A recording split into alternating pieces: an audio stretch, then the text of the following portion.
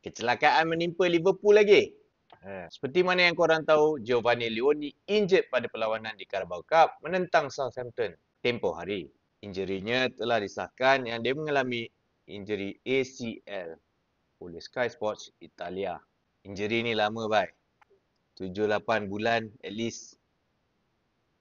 Sakit baik. Aku wish Leoni have a speedy recovery lah.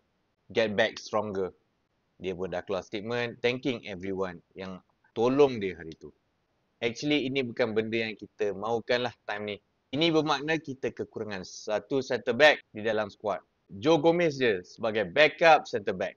So, kalau kita punya first team, Konate atau Van Dijk injured, masak. Ya, kita ada Ryan Gravenberch, kita ada Endo yang boleh makeshift jadi centre back. Kita also nampak hari tu Robo main as centre back. Aku kalau boleh tak nak dia main centre back. Ini juga bermakna ada satu lagi UCL slot available kerana Leoni punya long term injury. News pun telah confirm yang Chiesa akan ambil slot tu. Untuk aku, this is a very good news. Dengan performance dia hari tu, he deserve to be in the Champions League team. So January ni crucial untuk kita dapat satu centre back. Pilihan aku ialah Guehi lah, tapi aku dengar cerita dia nak pergi Real. Semualah nak pergi Real. So, korang rasa macam mana?